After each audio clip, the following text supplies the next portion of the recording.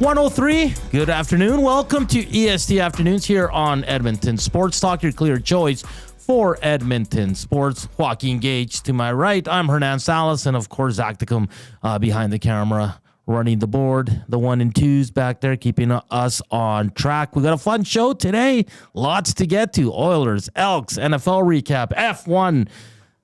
We'll discuss it all here on EST Afternoons. Aaron Grymes from the Edmonton Elks, defensive assistant, will join us at 1:40. And at 2:20, we'll be joined by Derek Van Diest from NHL.com, and we'll talk some Oilers. They picked up a big win. Well, I wouldn't say what. They picked up a win. Let's Massive just put it win. yesterday, and it's a split squad game tonight with the Calgary Flames. But first of all, Gager, how was your weekend?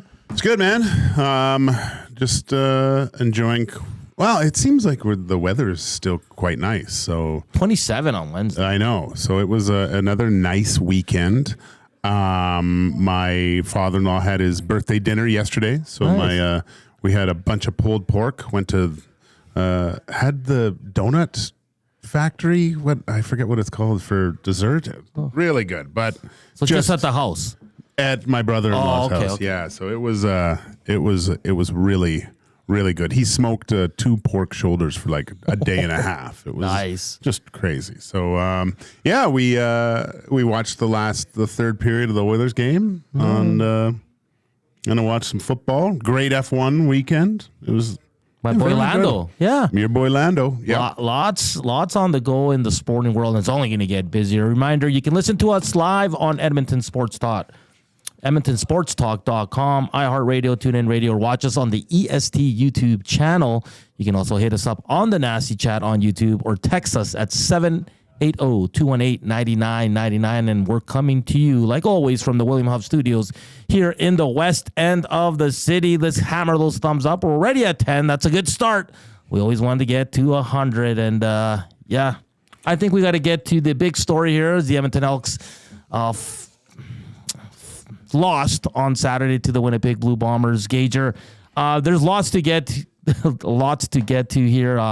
Lots of storylines. What did you take away from that loss to the Winnipeg Blue Bombers, which was a big loss for the Elks? Offensive issues. That game was for the taking. Yeah. We were talking about it before the show. What did we think happened or whatever? And I liked the fact that Trey was.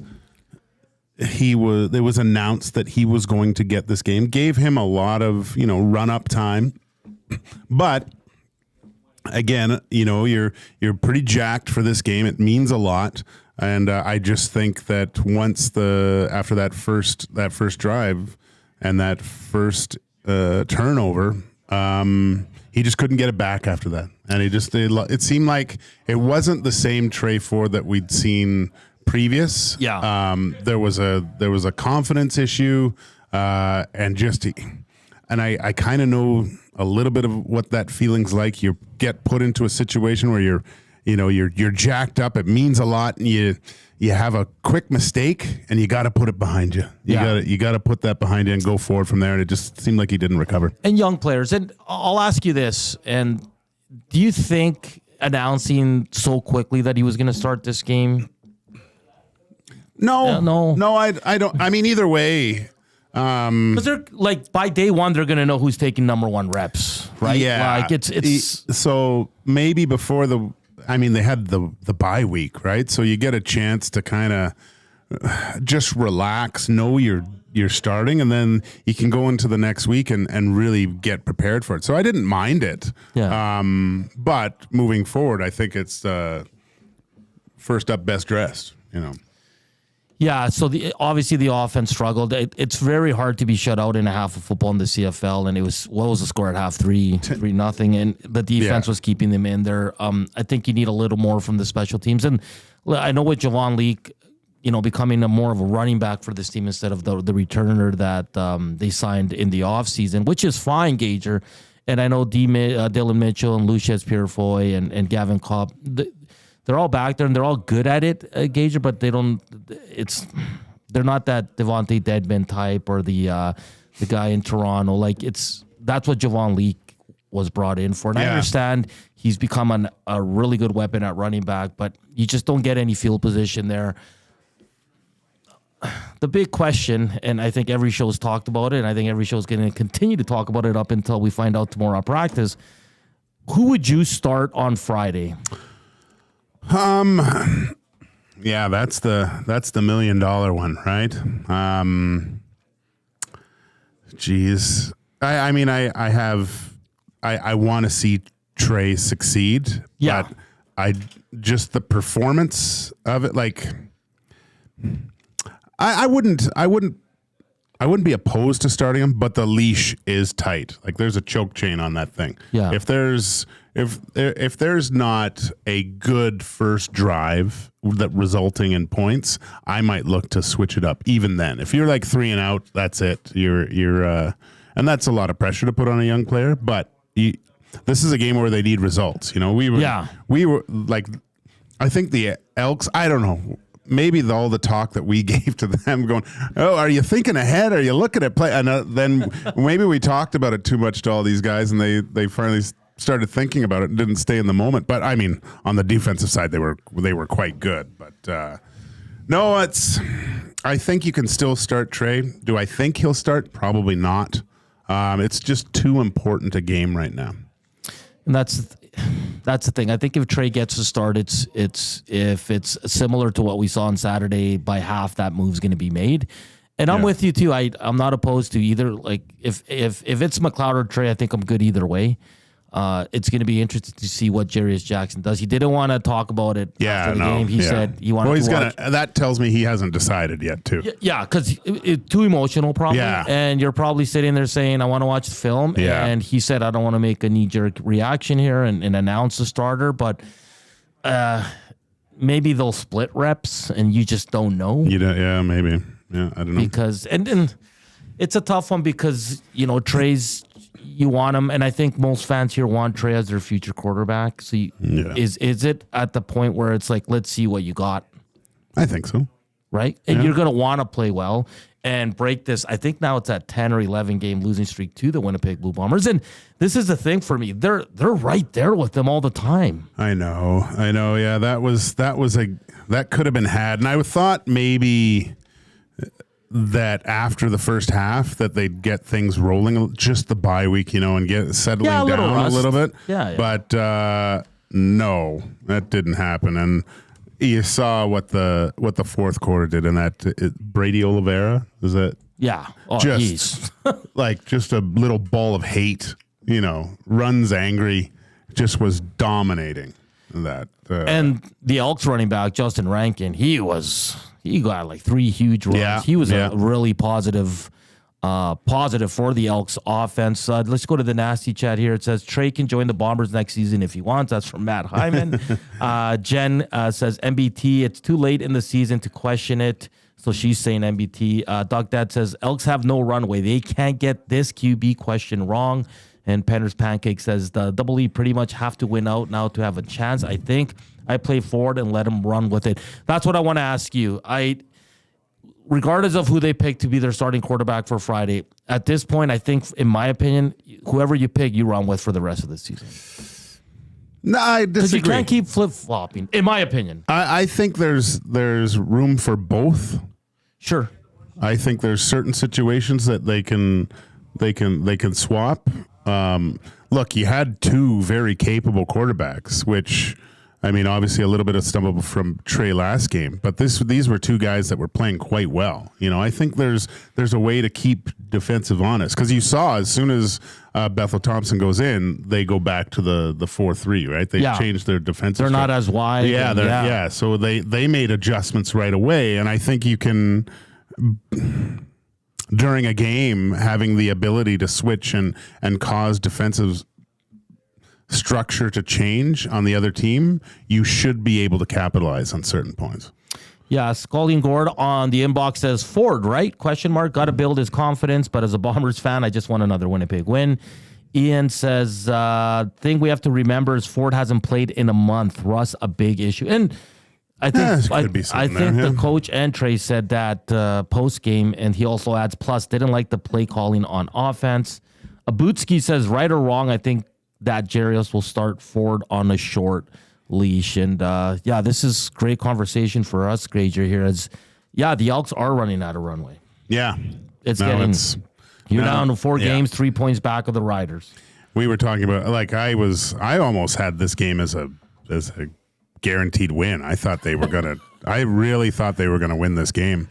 And then it's amazing how just a week changes everything and how much more important the next game goes. But it was overall, I think they're still in a good position to do something here. Get a little bit of a mean on after that game didn't go the way they wanted to, and get another shot at the same team too. I think there's something there. Tough place to go win though. It is. I've been there, and the heckling is top notch, Gage. Yeah. You're really close to it. It's a great stadium, great little city, and the Elks have not had success, whether it's in Winnipeg or here against the Bombers. So it's going to be a really tough game. But when the lights are turned on, you got to show up. And I think the defense did for the Elks. I think the offense struggled, and it's unfair to put it on one guy. No, of course. But, right. There was a fumble by Kevin Brown. There was the first interception that hits Rankin in his helmet, right? Like usually he catches that 9 times out of 10. So for me, it was it was a tough one. And I'll say this, I was a little disappointed in the crowd. It was smaller than I thought it would be for such a big game. When I saw the numbers, I was like, really? It seemed like a perfect opportunity to get there and enjoy a football game on a Saturday afternoon. But there's still, I don't know. You got to win more. That's it. You just got to win more. But this was the biggest game in like 3 years. Yeah, it was. And it's the first time I went to tailgating. Gager, I must say that's an awesome time. It's pretty cool in there. Walking around. Eh? The girlfriend couldn't believe how she's like, I can't believe this is like a thing. And I'm like, you can buy a spot and have your barbecues, and ran into Jerry from the Spirit of Edmonton. Oh, did you? and the Cordies have their spot, and Scout, of course, from the Elks herd, and the Turf District crew as well. Perfect. So it's a great time. Yeah. Yeah, no, it's good. I've walked through. I haven't partaken in anything, but I've walked through and seen some tents and stuff. Everyone's pretty relaxed in there. Oh yeah. Zach, MBT or Ford? That's a hard question, man. I don't know. Seeing both, I like watching Ford from an excitement standpoint. If you want to see a quarterback who can make plays on his own and try and salvage a play that might be falling apart, but just some of the showings and giveaways that he's had in the turnovers from last game, it leaves me questioning it. And, I always go back to the fact that Bethel Thompson is getting paid so much money, and he was able to find wins and try and control the game in that way. So I don't know. It's hard to just pick one. You almost have to flip a coin at that point where the Elks are at right now and how they're looking at it. Which quarterback is going to try and get the wins, and both have wins under their belt, of course, but I don't know. It's hard to pick just one. It is. Gager, do you find it odd that Trey's not running as much? He had 2 carries. Or is that just, do we have to give the credit to the defense, or is it a little bit of both here? Yeah, I think he just looked uncomfortable. Yeah. Right? Going through the progressions, watching him, and he looked out of sorts. And even when he chooses to run, his decision making's quick. I think that's what makes him an effective quarterback. His processor is at a high level, and it seemed like he was operating a Commodore 64. Right? It was like he was dial up. He needed to get on fiber. I think MBT said this on another show. He said for the quarterback, your decisions in 3 seconds. Yeah, it's so quick. Yeah. So it's easier for me to sit here and be like, well, you should run, but obviously his first thought is always, where am I going with the ball? Yeah, right. Unless it's a designed run. So it's 3 seconds is not a lot of time to read everything. Especially when there's big ogres coming to kill you, right? It would be interesting to be a quarterback for a second and actually see how fast it actually happens. Just to sit back there. Yeah. Right? Don't take just a hit. Just take a snap and try to find, and then the ability to zing it in there, right? Yeah. That's something else. And Connor and Dry were there. Yeah. I wasn't. Figure it out. When I'm there, it seems like they win. It's the one thing I'm better at, Connor and Lee, on that is a winning percentage at Elks games. Dawson Nielsen on the Nasty Chat says, can you go with both to keep Winnipeg on their heels? That's kind of what you alluded to, Gager. I think that makes sense. There could be something there. And then I like that. And then she adds, can someone please tell Jackson to stop running it on first down, especially trying to get Trey to run on the first couple of plays. You have to hide it in order to earn it. So, I mean... They had some good run. Like, they were doing well on the ground. No, the run game's fine. Like, I don't have any issues. I thought they should just keep doing it just to... Why not? I think what she's saying is that it's almost on every first down, the Elks run try to get into second and short. And I think what she wants is mix it up a little so you have that balance or unbalance for the defense. So... it's going to be interesting. I know the team today is not off, but they're like in a recovery film session. They'll hit the field tomorrow. And it's what I like. It's a quick turnaround. Yeah. Like there's no time to sit here and 6 days. Good. You're going to have 2 practice days plus your travel day, and then you're right back at it on Friday at 6 o'clock. But let's keep the Elks discussion going. We'll get to the Oilers in the next segment as well. Aaron Grymes, 140. Derek Van Diest at 220. Who would you start on Friday? Trey Ford or McLeod Bethel Thompson? Let us know at 780-218-9999 or hit us up on the Nasty Chat. Up next, we'll talk some Oilers. But first, here's an update, sports update with Zachticum.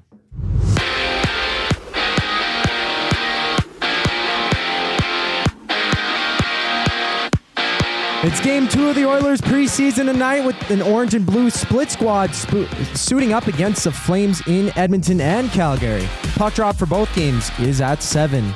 The other games in the NHL see the Stars against the Avs, LA meeting Utah, the Sabres and the Blue Jackets along with the Flyers facing the Canadiens. Blue Jackets Sabres start off the night at 3 p.m. In the NFL, we got a doubleheader with the Bills and the Jags. The Commanders also play the Bengals. Swing over by the Century Casino Sports Bar and Lounge to watch both of the games with Lieutenant Eric, where he'll be there every Monday and Thursday night for all the NFL action this season. Kickoff for Bills and Jags is at 5:30. Vikings QB Sam Darnold suffered a knee injury in yesterday's win against the Texans, forcing him to miss just 1 snap. Darnold played the rest of the game and underwent an MRI afterwards, finding he has no damage to the knee, leaving him as the expected starter for this week against the Packers. Just after the break, Hernan Salas and Joaquin Gage continue some Oilers talk and dive into the game against the Flames tonight. I'm Zachary Kubusch, and that was your EST update. If you've been injured in a car collision, let James H. Brown and Associates, Alberta Injury Lawyers, protect your interests. They'll be there every step of the way to help answer your questions and help you get your life back on track. Trust Alberta's precedent-setting injury lawyers with their unrivaled experience, unrivaled results, and unrivaled commitment. When accidents happen, call James H. Brown and Associates, Alberta Injury Lawyers, 780-428-0088, or go to jameshbrown.com. Why tee off at the Ranch Golf and Country Club? A fun, unique layout offering premier conditions. The Ranch has been ranked as one of the top public courses in Canada. Unmatched value. Score Golf Magazine rated the Ranch as the best value in Edmonton. The service, from tournaments to special events to the pro shop. Superior service that makes every visit exceptional. The Ranch Golf and Country Club, a laid-back environment where anyone can enjoy an amazing day on the fairways. For details, visit theranchgolf.com. Hi there. If you're like me, you like to picture yourself in luxury, even though there's absolutely no way you could afford it. And if you can, well, even better. Thankfully, I picture myself in something that is luxury, but still absolutely affordable, like the all-new Mazda CX-90 from Park Mazda. With the new luxury features like facial recognition settings and quilted detail Napa leather seating, I can pretend to be comfortable with all of my proper settings activated without even touching a button, thanks to Mitch Lewicki and the great staff at Park Mazda. I like to picture Mitch Lewicki as newborn 8-pound, 6-ounce Mitch Lewicki. You can picture grown-up Mitch, or teenage Mitch, or bearded Mitch, or whoever you want. Park Mazda, your dealer for life in Sherwood Park off Y Road. Park Mazda does. Yeah.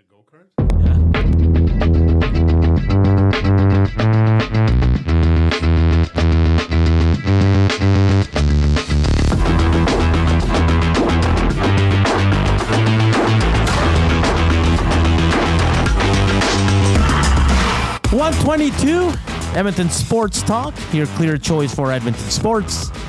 TST Afternoons, Joaquin Gage, Hernan Salas, Zach Kubusch behind the camera. I will say this about the Elks game. The flea flicker touchdown was pretty cool. Yeah, no, that was cool. And Gino did a hell of a job coming back to get it. And there were some good plays there, but it just wasn't enough. And 3 points back of the Riders for third. Hamilton won again, so they're trying to get the crossover spot. It's going to be a fun week in the CFL. We'll be at Century Casino on Friday, Gager. I don't know if you will, but we are. Yes, we're having a watch party. I thought it was just those two yahoos. We're going too. The whole staff has to go. So, I mean, I don't think you have to, but it's they're recommending you show up. Oh, really? Okay. Have a beer and some good food and watch some good CFL action. So 6 o'clock, we'll all be there. Zach, you're going to be there, right? Oh, no doubt. I got to be. All the EST fellas are going to be there. I haven't been down to Century Casino in a while either. It's just I don't know. I like the environment with all the big screens, and I want to get, into the vibe with Matthew Iwanek to on the bet on some horses, man. 50 cents here, 25 cents there. I might go crazy. Might even spend $1. Yeah, I saw Wheels at the tailgate. Oh, yeah? Yeah. He's a good time. He's always around. Good guy. Let's shift gears now and talk some hockey. The Edmonton Oilers picked up a 3-2 win last night in overtime. Sam O'Reilly with the goal. Raphael Lavoie with a nice goal on the power play. Yep. And then Cam Dineen, who I thought was a little bit younger, but he's got a lot of pro years under him. He looked pretty good in that game. Gager, it's preseason game number 1. I can't believe I sat there and watched. And kudos to the people that actually went to that game. I know. Paid, wow. Like $80 a ticket or something like that. Unbelievable. And nothing against the players. I mean, but it wasn't good. Yeah. I mean, this weekend was funny. I wrote it down. Like offensive issues for Elks. Cowboys suck. Oilers are unreal. And the Leafs top guys all need to be sent to the American Hockey League. That's what my whole weekend looking at sports was. But saying that, I did find myself a little bit intrigued of the Oilers game, and it was funny because both goals responded right away. Yeah, both. So I liked that. I liked the let's go get it back or blah blah blah whatever. That was kind of cool. But I don't know if on the last goal, Podkolzin, I don't know who he hit, but he crushed a guy in the defensive zone, like a massive hit, separated puck from player, goes back the other way and scores. So he was instrumental in that massive Edmonton Oilers win against the Big Jets yesterday. I mean, there were a few flashes. I always look to the distribution of the puck coming out of your own zone, and I realized this was the first game playing against. This is, for some of these guys, this is the best competition they've ever played at. Sure. And it's still quite a jump to what the real thing is. And there were some mistakes, which is understandable, being a kind of like the first game of the year, but there were also some okay plays as well. Yeah, I mean, again, you take these games with a grain of salt, and that's the beauty about Oiler fans. There's some on the good old X machine taking yesterday's win this guy was great. Yeah. For me, Ty Emberson, he looked good and nothing special, I don't think. Gets around all right. Hey? Yeah. Looks smooth. I want to see him against NHLers. Yeah. I want to see a forecheck with, against a really good team that establishes. I'm looking over at those Nashville Predators. That's going to be a well-structured team. Yeah, and you brought up Vasily Podkolzin. I thought he was active in the game. I thought he laid some hits. You can see the puck skill, Gager. You can see he's a step above some of the players he was playing with and against. For me, Podkolzin was one of the bright spots as well. O'Reilly gets around well for a young guy. Yeah. He goes to the net. I like that. Nice goal. Yeah. Well, nice goal for him. Bad goal for Mike Comrie or Eric Comrie. Eric Comrie. Yeah. I've got a soft spot for Eric. He's been battling, man. He's like a journeyman. I still look at him as a little kid, but I was he's carved out a pretty successful kind of little bit of an NHL career where he's always in the mix, right? Yeah. So, but not a great first goal. Lavoie, great goal on the power play. And no, he's not going to play on the Oilers' power play unit. No? He's probably PP4. Yeah. That's not going to happen. But great goal. And it's tonight. Will be.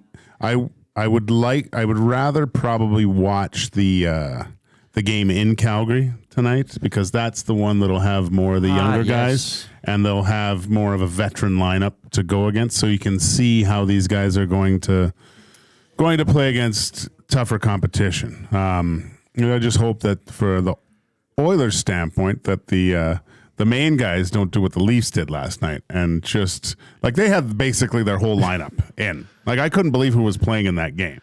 Well, Pacioretty scored 2 goals, and now he's yeah, and that's what they're talking about, how great it was. Yeah. And they lost, and they were down too. But I mean, everyone was in that lineup, and it was an entertaining game.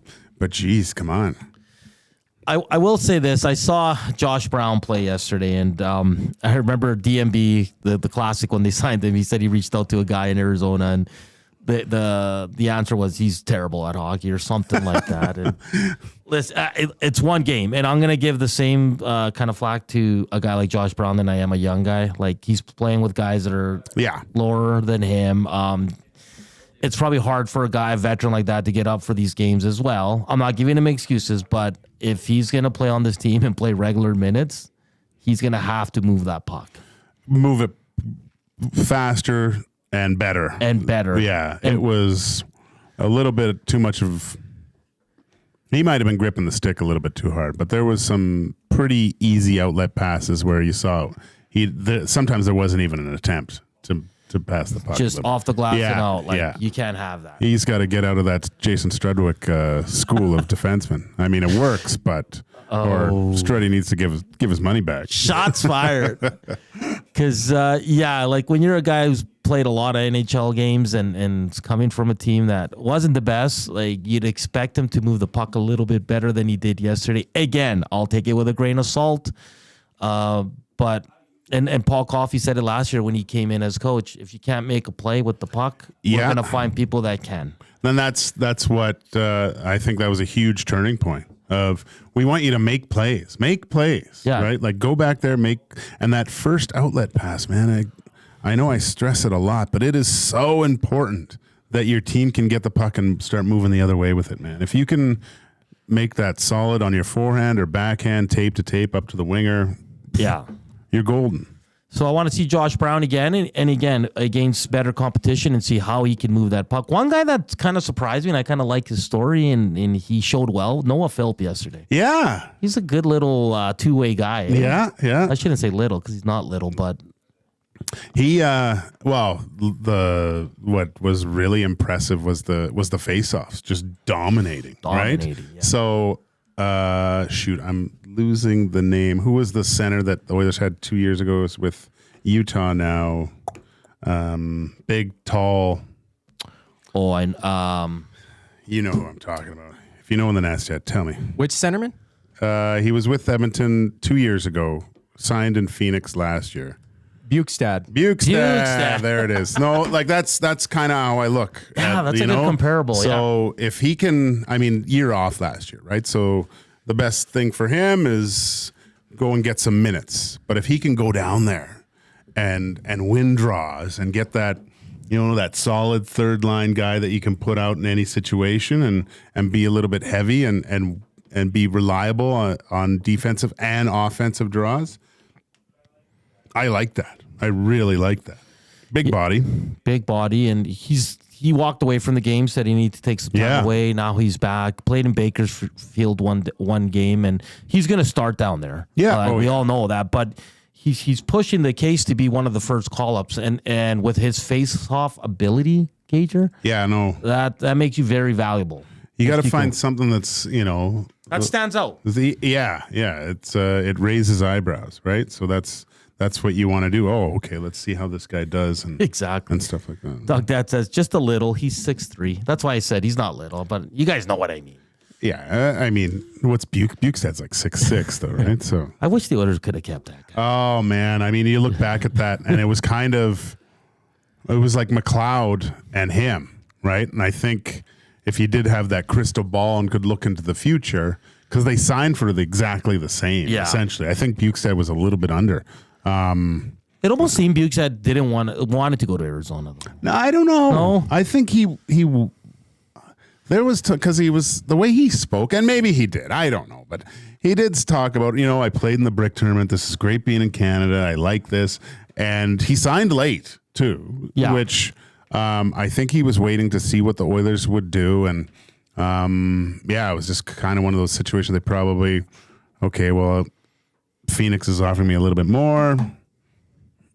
I'll go play there, maybe hopefully get into the same type of situation I did year prior. Trade deadline rolls around, I get dealt to a possible contender. Right? But I think, and just because of the games against Phoenix last year, Bukes looked great. He did. It was really unfortunate. It would have been nice. It would have been really nice. But then again, Savoy is here with the McLeod deal, so things kind of turned around.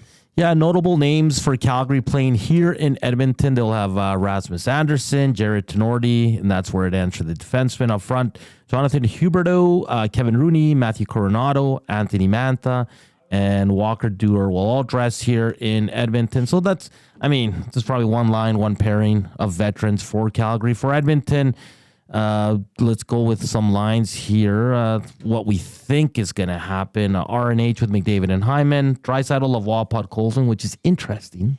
I like that.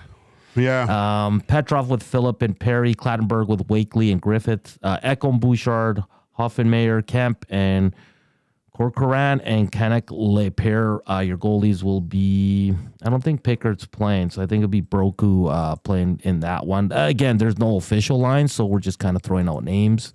And then in Calgary, a much better lineup for the Flames. They'll have Tyson Barrie, Mackenzie Weegar, Daniil Miromanov, Michael Backlund, Serenkovic, Blake Coleman, Connor Zary, Ryan Lomberg, Nazem Kadri, Andre Kuzmenko. So, like Gage just said, a bigger test for the team that's going to Calgary. They'll be limited in NHL experience, but Adam Henrique is down there. He'll play with Arvidsson and Skinner for now. That's a holder. Oh, yeah. That's I got another little shout out to my little buddy Hunter St. Martin scoring local product from Edmonton. He scored again in the preseason. So good for Hunter. We'll watch him on. Most likely he'll be back in Medicine Hat, but and they're going to be fun. Hopefully he can keep up the scoring touch, and we can get him on the show. I'd love to have a Western League guy in here. Love the Western League. Yeah. And I am intrigued by that team in Calgary. I want to see Henrique with the two new guys, but I know that's Draisaitl's spot. I get it, but I still want to see the two new guys. Mike Hoffman intrigues me still. Still? Like, I just want to see. Did he play yesterday? You know what was funny? In the third period, they were getting ready for, and I was like, oh yeah, Hoffman's on this team. Yeah, I know. I didn't even recognize him. And then Josh Brown's there, Stetcher's playing. So, and Ben Gleason was good last night as well. Yeah. He moves well, man. Oh, yeah. Surprised why he doesn't get a shot. Well, because no one's talking about him in this camp, and there's a big hole on the right side.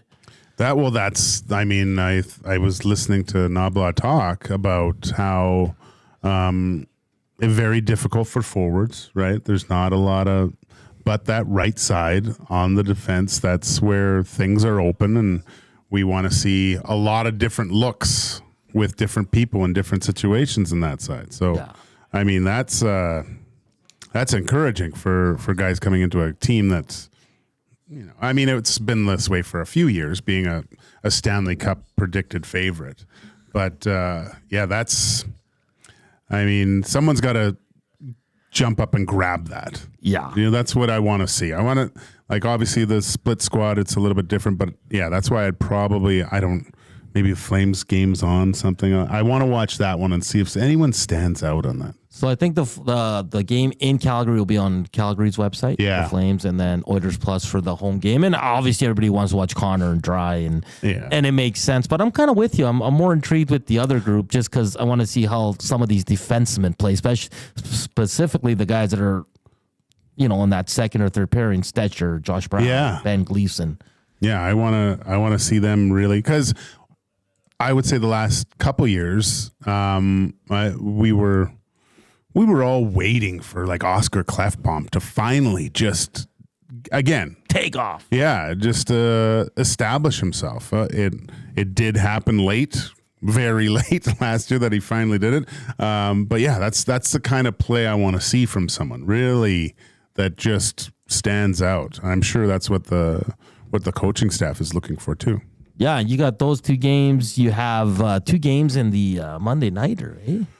Oh, your Bengals. The Bengals. We'll see. This is the time when I heard they wake up. So the alarm went off, and they can't start 0-3 games. Yeah, no. This was. I mean, watching the Ravens. Not that they played poorly, but you saw the Ravens wake up, right? This was.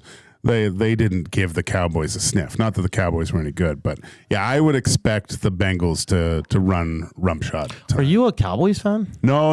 Okay. You're always watching them, but I don't. Well, you like chaos. I was interested to see how, like, just the commentary and how it was, and I don't know what it is. Maybe it was Zig talking about him at the beginning when we started, but just and that contract, that Dak Prescott contract, and just.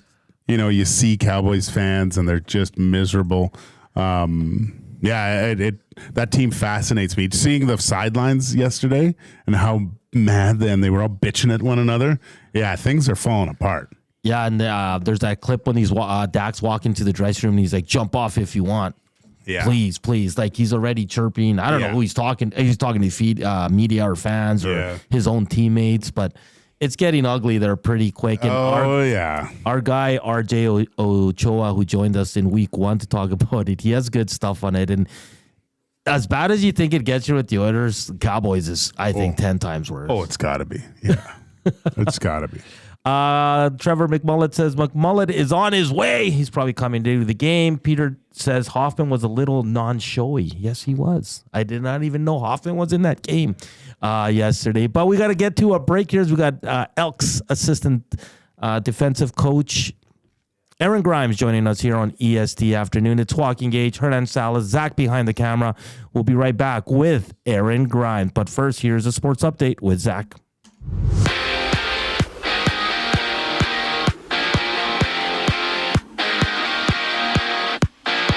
Minnesota Wild forward Matt Boldy is out week to week with a lower body injury. Boldy did not practice this morning and didn't realize he had an injury before coming back from training camp this Saturday. NHL veteran Antti Ranta signs in Switzerland to Servette. Ranta played over 250 games with the Coyotes, Rangers, Blackhawks, and Hurricanes, sharing the William M. Jennings Trophy with teammate Frederik Andersen in 2022. It's game 2 of the Oilers preseason tonight with an orange and blue split squad suiting up against the Flames in Edmonton and Calgary. Puck drop for both games is at 7. The other games see the Stars against the Avs, LA meeting Utah, the Sabres and Blue Jackets along with the Flyers facing the Canadiens. Blue Jackets Sabres are the first to hit the ice at 3 o'clock. In the NFL, we got a doubleheader with the Bills and Jags, and also the Commanders versus Bengals. Swing by the Century Casino Sports Bar and Lounge to watch both games with Lieutenant Eric, where he'll be there every Monday and Thursday night for all the NFL action this season. Kickoff for Bills and Jags is at 5:30, and just after the break, Hernan Salas and Joaquin Gage will be joined by Aaron Grymes, Edmonton Elks defensive assistant. I'm Zachary Kubusch, and that was your Edmonton Sports Talk update. Come get your game on at The Ranch. The Ranch lets it all hang out with a championship caliber design, premier conditions, and above all, a fun laid-back experience. Get top-notch service and unmatched value every time you play at The Ranch. Think you have what it takes to go low? The best value for your golfing buck is always The Ranch. The Ranch Golf and Country Club. 10, 50, 100, and 200 round packs on sale. TheRanchGolf.com. Celebrate the grand opening of Sit and Sleep and discover a revolutionary way to shop for mattresses. Stop in today for a free pressure point scan using cutting-edge technology so sleepologists can identify the perfect mattress for you. Right now, you'll get free local delivery on any mattress over $5.99 and receive a bamboo cooling mattress protector. Get grand opening savings now with every mattress on sale. Join us on location today for the celebrations at Sit and Sleep in South Common next to Planet Fitness. Hey Edmonton, ready to take advantage of lower rates and better pricing? South Fort Chevrolet in Fort Saskatchewan has you covered. From rugged trucks to sleek SUVs. And with over 40 years in business, you can trust that you're getting the best deal on your new ride. As the proud title sponsor of the Nielsen Show, EST listeners can drive a little to save a lot with South Fort Chevrolet's transparent pricing and down-to-earth sales team. Visit us today in Fort Saskatchewan or online at southfortchev.com.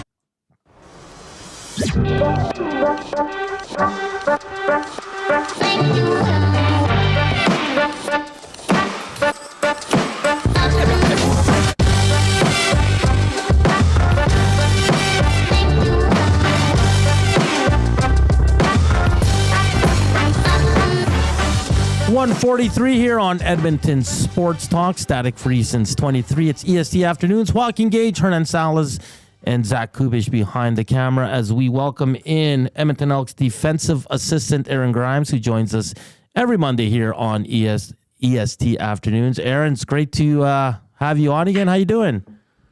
I'm doing pretty dang good. Thanks for having me on. Yeah, AG, before we get to the game on Saturday, how's it been getting back into the football world and a different side for you in coaching and community? How's that transition been? Honestly, I'm having a lot of fun again. I've been telling people the transition's been great so far. It's been better than expected. I promise you I don't miss playing. It's been fun on this side. I do miss sleeping, though. It has not been a lot of sleep the last couple of weeks. Kind of nice to leave work at the office instead. The transition from what I hear from playing to coaching is, oh my gosh, I can't believe I spend this much time at the at the office so far. Aaron, so obviously the game over the weekend doesn't go the Elks' way. From your standpoint, how did you perceive the game and how did it not go in the Elks' direction? Well, I thought we put up a very good fight, obviously, in the first half, probably the first three quarters, if you look at it. We're going against a team who, I think we talked about this last week, right? Both teams were on a bit of a heater in terms of warming up, trying to find their stride. Winnipeg just has a little bit more for right now, right? They understand how to win those tight games. It's a reason they've been to 4 Grey Cups back-to-back, is they know how to come out on top when the game gets close like that. I think that I actually went into halftime when it was 3-0. I'm thinking, man, we've had so many turnovers, and it's still only 3-0. Mm-hmm. Like if we get things rolling in offensively and defensively, this game is ours. But Winnipeg came out and obviously had the same mindset, and they got things rolling a little bit quicker than we did. Yeah, AG, what did you make? Because it was 3-0 at halftime, and a big reason was the defense of the Edmonton Elks. They were playing some excellent ball there. Just what did you see from your defense that made them so successful? Like you said, up until the fourth, but even then, there was a couple late scores there, so I still think the defense was outstanding on Saturday. Yeah, well, I have to say one thing. You said my defense, and I can't take credit for how well they're playing. I still can't have that credit yet. So I want to make sure credit goes to where it's due. Yeah, Shivers. The defense. Yeah, they played good, man. But actually, Coach Shives gave a good message today. Something that resonates with me a lot is it's awesome to be pat on the back and say, yeah, you did a good job. You did enough to win the game. All that doesn't matter because you didn't win the game, right? So we're just not doing enough, right? As good as we did for 3.5 quarters, we didn't do enough to win the football game, and defense wins championships. So we got to try to find a way to do more, whether it's more turnovers, allowing the offense to get on the field more so they can find their rhythm. Whatever the case may be, it's going to fall on us as a defense, and we got to accept that challenge. Winnipeg did. Aaron, so going into this week, going into practice each day, what's going to be the main focus, or what can you do to kind of install a game plan that's possibly going to expose something within the Winnipeg defense that can allow you guys to put a few more points on the board? I'm not I don't understand too much about the other side of the ball, if I'm being honest with you. I think that we have a run game, right? If you look at the rushing numbers, we obviously can run the football, which should be opening up passing lanes on that side. But I couldn't tell you exactly what they plan on doing differently this week for Winnipeg's defense. again, Winnipeg's defense is historically been one of the best in the last handful of years, right? So they're playing very good football. They're setting the standard for what it means to play defensive football. But I mean, I have nothing but faith in. We got a lot of playmakers on this side of the ball too. So certainly. Hey, AG, playing the same team, and it's a short week. You guys will return to the field tomorrow, I think, and then it's just two practice days, travel, and then you're playing again. Is that good after a game like that we saw on Saturday for the guys to get right back at it and against the same team? Well, Hernan, you know me. We shared the building for 3 years, I think it was. I'm an optimistic kind of guy, so I look at it as if you lose the game, it's phenomenal because you get automatic payback, and who doesn't love a little bit of payback, right? A game that we felt like we could have and should have won, but those don't matter in the game of football. So it's nice to get a nice little rebuttal just a short week later. But also, I don't enjoy the back-to-back games. Like, I've just never been a huge fan of them outside of the Labor Day Classic. But I can't say too much about that because I think I'll get fined, I'm pretty sure, about how that gets set up. But I'm not a huge fan of back-to-back games unless you lose and you want to play the other team right away. Aaron, so I mean, in fourth quarter, Oliveira has a pretty good fourth quarter for Winnipeg. You, as a former defensive player, when you see, especially the running game, get going on the other team, in the past, how would you go about stopping that? How do you take all that momentum away from a team that's starting to feel it on the ground? Unfortunately, once Brady Oliveira gets downhill and starts slapping his helmet and doing all that, I don't know there's much you can do to stop that momentum. You got to stop it before it gets to that point. But as a former defender and defensive back specifically, you want to start adding yourself to the box quicker, right? They're up a couple of scores, maybe 1 to 2 scores or possessions, excuse me. You know they're going to run the ball because they have arguably the best running back in the CFL. Just went for his third 1,000-yard season, you know what I mean, as a running back. You know they're going to run the ball. I probably shouldn't say this out loud, but maybe I'm not playing pass first now as a defensive back. Maybe I'm adding to the box a lot quicker than I should be to try to get him stopped before he gets going, because if he meets me 20 yards downfield, I don't like my odds. AG, it was probably a cool game for you to be a part of, as these two teams were your last two teams. I'm sure you had a lot of hellos and goodbyes after that game with both teams on the field. Yeah, it was cool, man. Obviously, they are the enemy for sure right now. That's who we're playing this week. So I'm not friends with any of them once that whistle blows, but it was certainly good to see. Like, they run their organization the right way, in my opinion. I got a lot of respect for O'Shea and the people in that building, because every single one of them walked up to me on that field and congratulated me, gave me a big hug, probably softened me up a little bit before the game started. So I should have paid a little more attention to that war tactic. But no, it's a lot of good people over there in that building. So outside of the 60 minutes that I can't stand them during the game, I got a lot of respect for those people over there. AG, NFL, your Seahawks are rolling right now. What is going on? Come on, baby. It should be the Niners I love it. out You know there. I love it. And I got DK Metcalf in fantasy football, so I'm also loving the last 2 weeks he's had. That's amazing. AG, I know it's a busy time for you guys down there as you're prepping for the game on Friday. Thank you again for joining us on this Monday. All the best in the week of practice, and on Friday at 6 o'clock. We'll be watching and cheering you guys on. Thanks, AG. I always appreciate you guys. Thank you. I'm going to go mess with Scott Hutter. I see him crutching in over there. So let me go tell him I say hi. Got you. All right. That's Aaron Grymes, Edmonton Elks defensive assistant, just getting his feet wet with the coaching realm now, coming over from the playing side. And like you said, I think he's still learning a lot of what it takes to be a coach. And he doesn't want to take credit for any of the defensive stuff, so which is great. But yeah, I thought the defense for the Elks was really good up until that fourth quarter. And I mean, Brady Oliveira is the best running back in the game. He was impressive, man. Yeah, he was like breaking tackles and just, like you said, you don't want him meeting him 20 yards downfield, because he's a beast, like just a block. And that's a very good offense too. An offense that hasn't been up to par this year. So the Elks had them, and a few more drives you can put together there, Gager, and you're probably singing a different tune after that game. And Friday, I mean, Are you? I'm going to say it's going to be a little bit more high scoring. I think it's not going to be. Yeah. I think there probably was a little bit. The week off, the hype. Everyone's talking about the Elks. Finally, I think a little bit more excited for this game.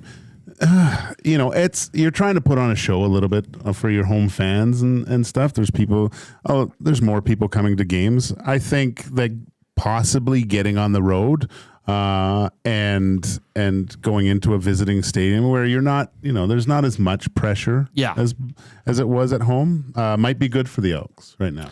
It might be good. And we didn't get the Ford versus Ford matchup too much. I think he completed a pass on Tyrell Ford, but Tyrell... Was it right at the beginning? Yeah. Tyrell Ford didn't get an INT in Trey's touchdown to Gino. Tyrell was there, but he was the secondary guy. That I think it was Nichols who had Gino Lewis there. So 6 o'clock, that game goes on Friday. We're going to be down at the Century Casino on Fort Road. The whole EST staff. Will you be there? Cheering on the Elks, playing some ponies. You ever play the ponies? Oh, yeah. Just leave it at that? Yeah. Just leave it at that. Yeah, we're going to be down there. It's going to be a fun night. Remember to check out Lieutenant Eric today down there at the Century Casino, Fort Road. I think the loaded burger's on special. I went by there on... When was I there? Sunday?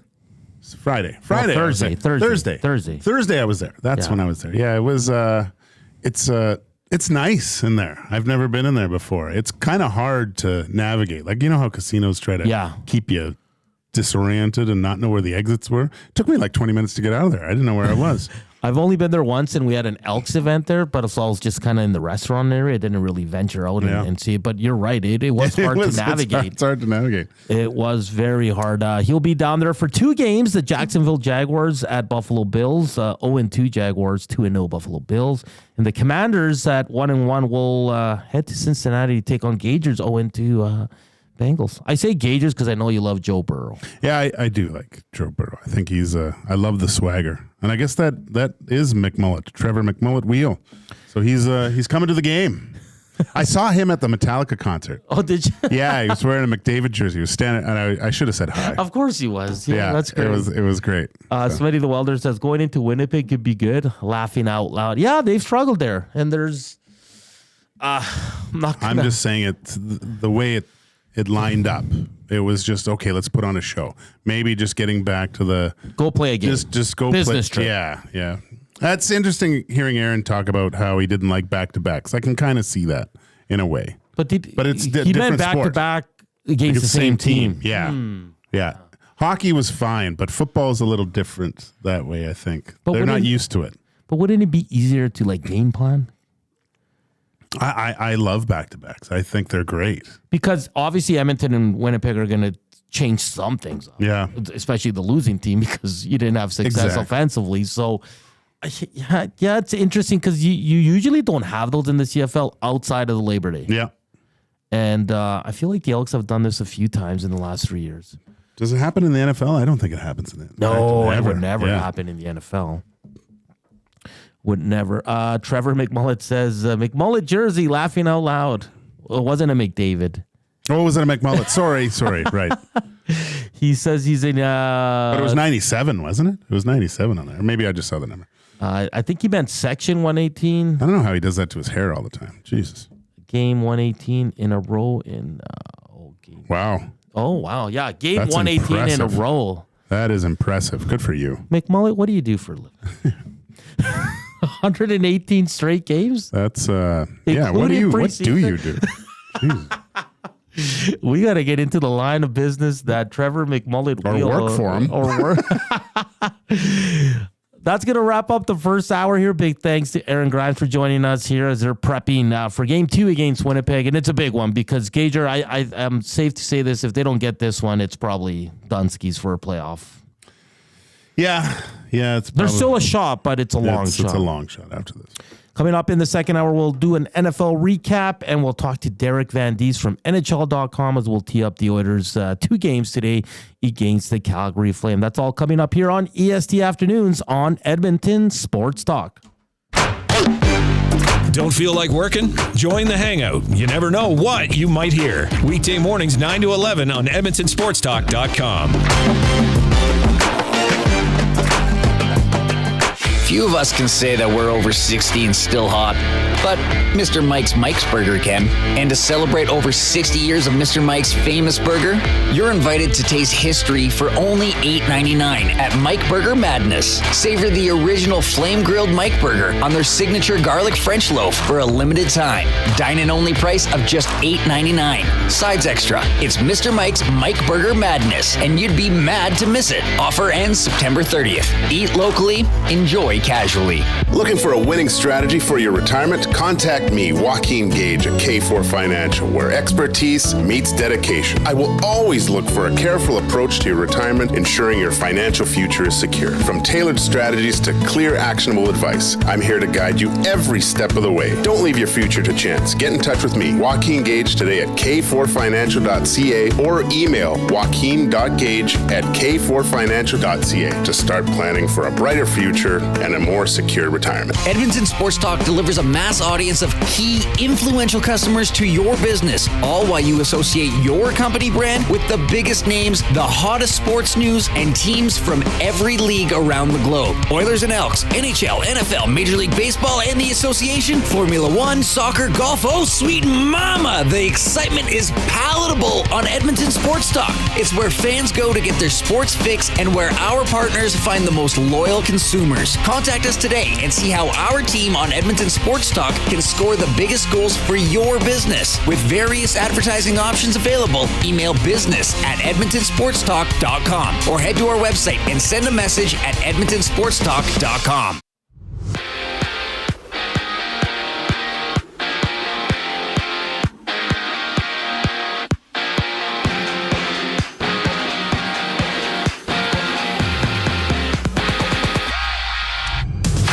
It's game 2 of the Oilers preseason tonight with an orange and blue split squad suiting up for the Flames. Both games go at 7, one in Edmonton and one in Calgary. Minnesota Wild forward Matt Boldy is out week to week with a lower body injury. Boldy did not practice this morning and didn't realize he had an injury until coming back from training camp this Saturday. NHL veteran goaltender Antti Ranta signs in Switzerland to Servette.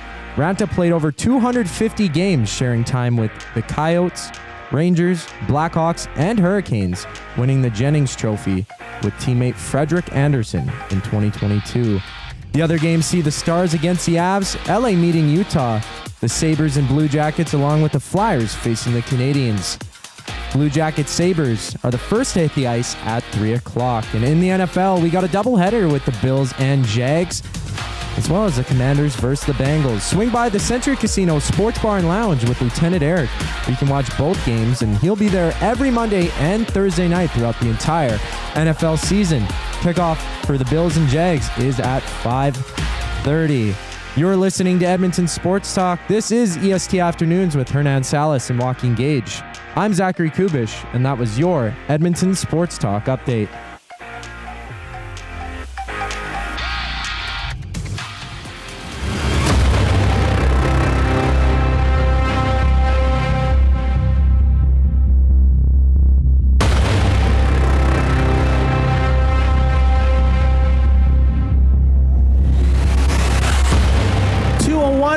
Welcome back to EST Afternoons. I'm Hernan Salas, joined like always by Joaquin Gage, and behind the camera, Zach Kubusch, as we're going to talk some NFL, keep the Oiler and Elks talk as well, and continue to send us who you think should start, Trey Ford or McLeod Bethel Thompson on Friday on the Nasty Chat, or text us at 780-218-9999. What are you laughing at about over there? Waddy and Cloverdale, the fifth race at Woodbine Mohawk Park tonight, boys. The number 5 horse. Guess the name of number 5 horse. What's the best saying around here over the last week? Musical saying. All gas, no brakes. All gas. That's the name of the horse. That's amazing. That's unbelievable. I have trouble reading these things. Trainer James McDonald. Yeah, so, I mean, Get the mortgage payment, put it on that thing. That's hilarious. Thanks, Waddy and Cloverdale. That's so great. the 5th race at Woodbine Mohawk. I think Woodbine's Toronto, right? I don't know. You would know. I think it is. Yeah. But yeah, so I don't know, Gager. I'm looking at his past races, and he hasn't won any. So he's due. Imagine the jockey's name is Zach. Oh my gosh. Hey, all gas, no brakes. I might have. Waddy and Cloverdale, can you send me the jockey's name as well? Sprinkle something on there. Oh, it's fantastic. McMullet answered our question. He says he's been sober now. So great stuff, McMullet. Oh, good for you. Keep it going. And yes, it does save a lot of money. Let's get to some NFL talk. Gager, are the Pittsburgh Steelers the most boring 3-0 team in the history of football? Holy smoke. You want to take a nap during the day? Watch the Pittsburgh Steelers game. It's a Tomlin defense. It's his structure. It's smokes. I mean, weren't we talking about, is he on thin ice? Like, he might be coach of the year. He keeps this up. I'm shocked that they're doing this. And part of me likes it a little bit. I don't know why. I always feel like the Pittsburgh Steelers should be a contender, like a solid team that's very hard to play against. And obviously they are. I mean, you heard Aaron Grymes say it. Defense wins championships. And I don't think the Steelers are going to win the Super Bowl, but they're providing a lot of Steelers fans with a lot of enjoyment right now. Hey, 3-0 is 3-0. Yeah, who cares? Who cares if they don't have no offense? They got some exciting players on defense. I mean, Watt's just outstanding. Oh, he's unreal. Unreal, man. Yeah. And then I guess the good from the weekend was Sam Darnold keeps on rolling. They destroyed the Houston Texans, who I had as my Super Bowl. They were going to make it there. I didn't pick them to win. But Houston, the last 2 games, Gager, hasn't done much offensively. No. I know. And they were without Mixon because Zach started him in fantasy and he didn't play. I think it's just one of the cases where you're starting to believe your own press clippings at a time. They got to get back to thinking they could just throw their cleats out there and win football games, because it doesn't look like granted, I haven't watched tons, but they don't look like a cohesive unit from offense to defense. Yeah, no, and kudos to Sam Darnold, the guy that took a lot of heat, and he was a bust and all that, and he was just on some terrible, terrible teams. It's good that he's found his footing, and as a vet now, and he's leading the Vikings to a 3-0 start and looking good. Like, they're not winning like the Steelers do. No. Like, they're putting up some numbers. How about Andy Dalton goes in for the young Bryce Young, puts up 319 yards and 3 touchdowns. That's crazy. But the good thing for Darnold with the Vikings, it says no structural knee damage to his knee. Oh, yeah, because he got hurt. He got hurt like last play of the game there, right? So that's good. You don't, after that type of success, you want to see that keep going. Because he got hurt, and then I think he came back in, because I kept following it on Twitter. And then, I don't know if he finished the game or not, but hopefully he can keep it going. But you got to give kudos to Darnold and Andy Dalton. The ginger power comes in and picks up a big win for a team. Chuba Hubbard, of course, a local product, had a big game as well. My Niners crapped the bed. They were up 10 late, and they just can't get out of their own way. Their defense stinks. And you know what? I'm finally Brock Purdy. He doesn't get it. It's always about everybody else but Brock Purdy. He has all these weapons. They didn't have Debo. They didn't have Kittle. They don't have CMC. And he still played an excellent game. Threw for 3 touchdowns. But again, that defense is not very good. And Kyle Shanahan, you can see it on his face, man. He's tired. And then, of course, the Cowboys. I think, what do you do there? You paid 2 guys so much damn money. But they're just Dak is not going to get you to that championship level in my eyes. Well, no. I mean, after week 1, watching Dak, he was jacked up. But I thought that it was a little bit too much. For the first, I understand the first game of the season, but from your veteran guy, I think like he's supposed to lead the team, like be one of the. He shouldn't be jumping like this. Is just par for the course. You know, this is what we're. This is that's what you we get paid to do. Yeah, that's what you're supposed to do. You watch any other established leader. I mean, whatever. Look at Aaron Rodgers. Right, like he's pumped, but it's the subtle pumpernickel, and you know he's showing everyone what he's still capable of. Even I mean, Lamar, he wasn't jumping up around all up and down. It was business as usual. Obviously, different type of situation. They hadn't won a game yet, but it was you look at the two leaders, completely different. And we were saying at the end of the game, things are starting to unravel, and you see Dak yelling at, we don't know who it was, if it was a teammate or fan or press, but it was, there's a few cracks in the dam there. You know what I'm starting to hate about football too? The celebration over everything. Like you get a first down, you're celebrating. The worst is when the DBs don't break up the pass, it's just overthrown or the receiver and they're celebrating. Yeah. Like a wise man told me once, he goes, you get paid for first down. Celebrate a damn touchdown. Yeah. Like that's your job is to get first downs. I think a subtle way of not doing anything, I think that's even more frustrating to play against. Like these guys don't care. They just, there's too much. Yeah. And really, like I find that too much celebration, it kind of saps your energy too. Like you're yelling and screaming and stuff. Save something for the next play. Well, you celebrate a first down, and then let's say you go 3-0. Like, what did you celebrate? Yeah, you got 10 yards. Like, well, even on kick returns, you see a guy make a tackle after the guy ran 30 yards. I'm like, that's a good one. Yeah.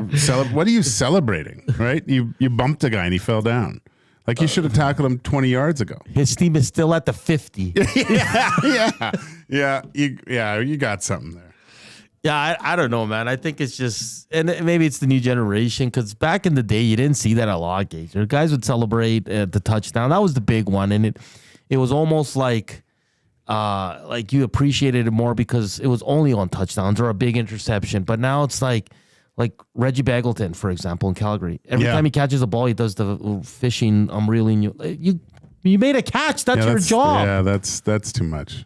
So I don't know. Maybe he doesn't even fish. Probably not. Peter says, I can't stand that either. A little over the top. Yeah, it's the same. And then he says, Steelers seem to go in phases. 5 years ground game, 5 years pass game. Never know with that team. And yeah, I mean, good on Justin Fields, another guy that kind of Chicago just went away from, and now he's in there, and he's having, sure, the team's 3-0. Is he playing fantastic and great? No, but he's taking care of the ball and doing his thing. So we'll see what happens there with the Steelers when they get maybe, I wouldn't say stiffer competition, because their defense is legit and they have a wonderful coach. Like we talk about Tomlin, that guy's not going anywhere. Oh God, no. He's probably going to retire. They're looking ahead to tonight's games, Commanders, Bengals. There's no way the Bengals lose at home to the Commanders, is there? I know our guy Jay Milne's a big Commanders guy, so I know, but he's a moron. Not tonight. Not tonight. It's Jay. not happening tonight. And then Buffalo. I think Buffalo moves to 3-0. What does Dusty call Trevor Lawrence, Zach? Do you know? What does he call him? Yeah, what's his nickname for Trevor Lawrence? I don't know what it is. I don't know. The only nickname that I know for Trevor Lawrence is T-Law. Is it the franchise? No, what is it? The franchise. It's something around there. Like if someone knows in the nasty chat, send it in, because I can't remember. But Trevor Lawrence is not looking good, Gage. No. I mean, it's one of those guys you're waiting for him to pop, because he does show some brilliance at times. He does, yeah. Like it's, and I remember him. What was it? Was it Syracuse where he played? He was dominating, and that one championship game going up against Burrow, and Burrow dominated. And then obviously Burrow's had a little bit more success at the pro level, but you're kind of waiting for him to get on the same. I don't consider them in the same stratosphere right now. Yeah, and I know Burrow has a few better weapons and things like that, but just it's not the same. The name is The Investment. The Investment, right? Jesus. I don't know, man. I don't know about that. Yeah, I know.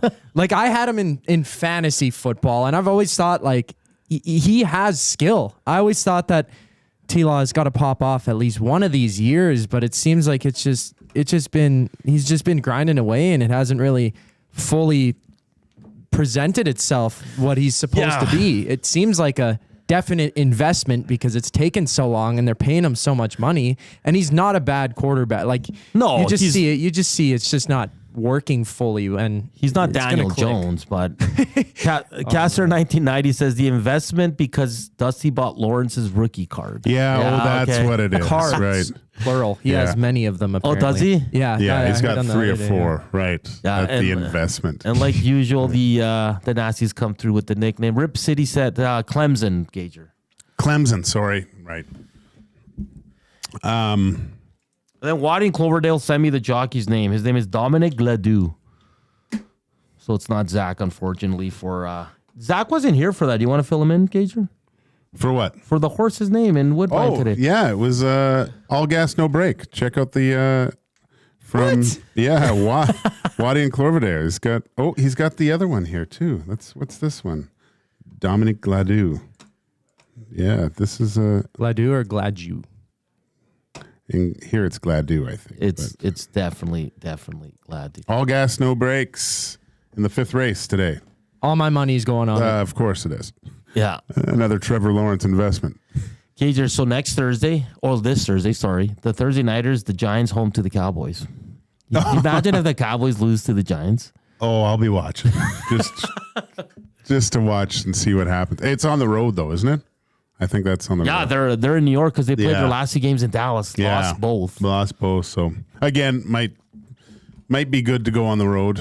But yeah, if they don't pull that off against they lose to the New York Giants, like what do you do at that point? That room's going to be broken apart. Yeah. Well, it's terrible. It doesn't look good now. It's just after 2 games, right? They better do something.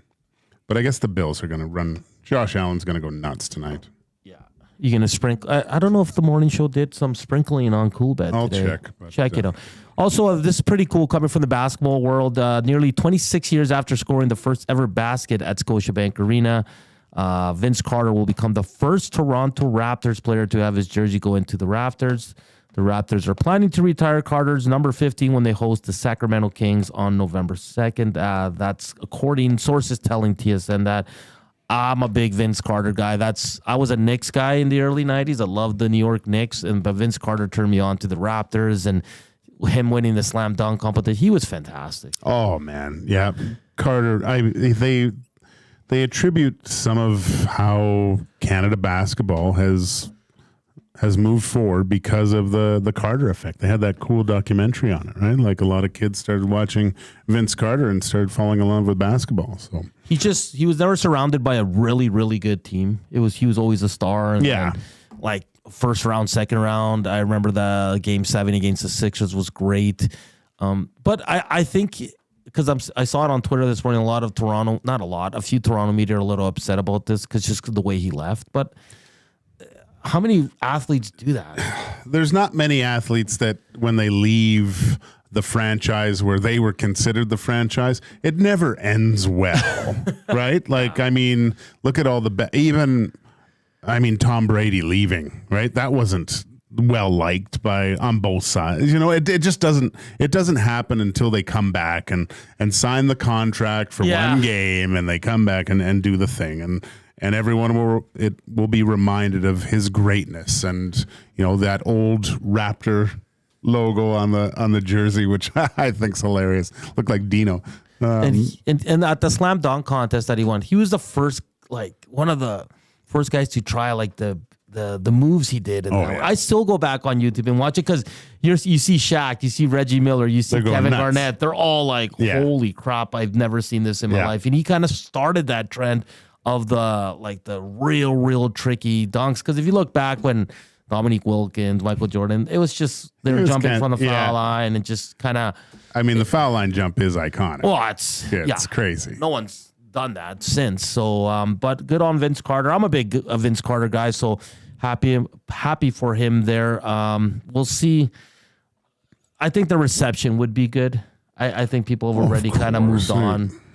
They should. I mean, And he's the first one getting his jersey retired? Is that?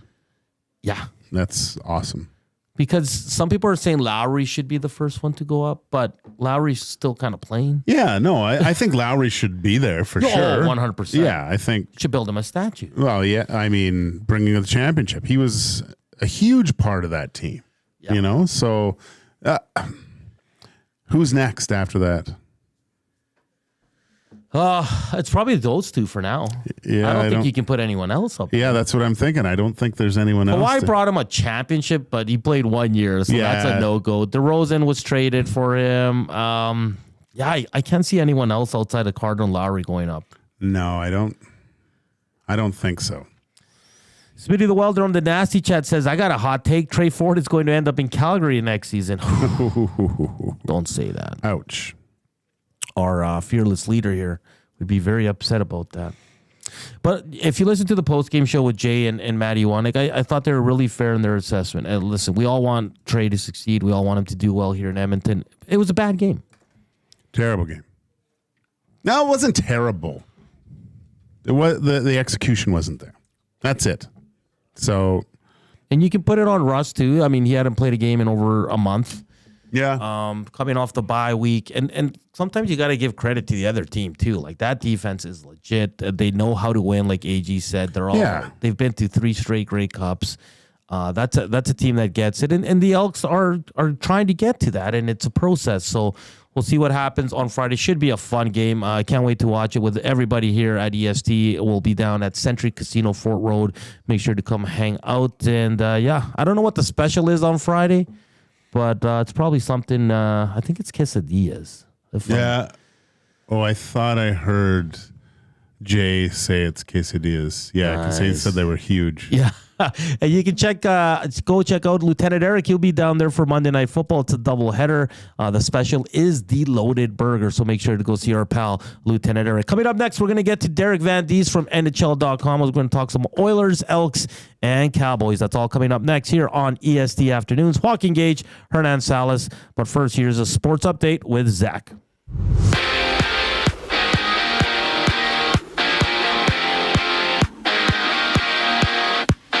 It's Oilers preseason game 2 tonight with an orange and blue split squad suiting up against the Flames in both Edmonton and Calgary. Puck drop for both games is at 7. The other games see the Stars and the Avs. LA meeting Utah, the Sabres, and Blue Jackets along with the Flyers facing the Canadiens. Blue Jackets Sabres are the first to hit the ice at 3. In the NFL, we got a doubleheader with the Bills and the Jags. Also, the Commanders versus the Bengals. Swing down by the Century Casino Sports Bar and Lounge, where Lieutenant Eric will be down there for both games. Kickoff for Bills and Jags is at 5:30. Detroit Lions head coach Dan Campbell says that tight end Sam Laporta is listed as day-to-day with a sprained ankle. Campbell also confirmed that pass rusher Marcus Davenport suffered a season-ending elbow injury in yesterday's game. Just after the break, Hernan Salas and Joaquin Gage are joined by Derek Van Diest from NHL.com. I'm Zachary Kubusch, and now you're up to date.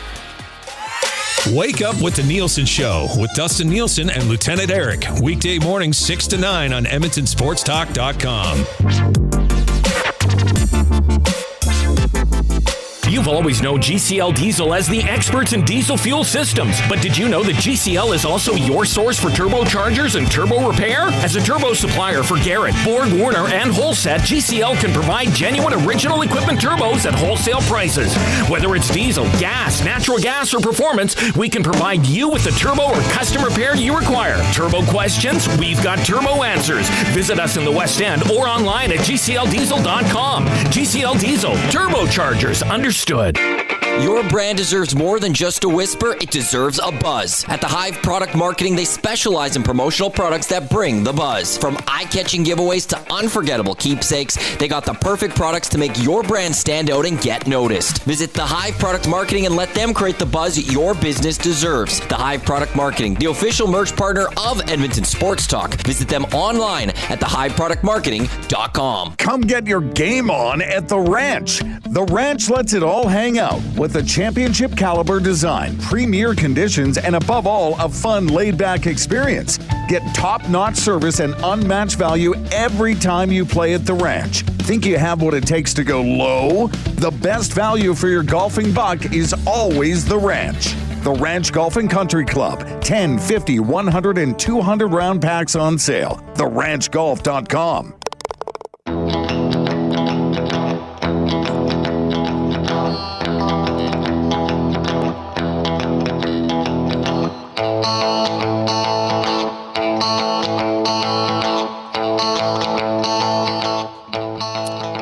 Here on EST Afternoons. It's Edmonton Sports Talk, your clear choice for Edmonton Sports. Hit us up on the Nasty Chat on YouTube or text us at 780-218-9999.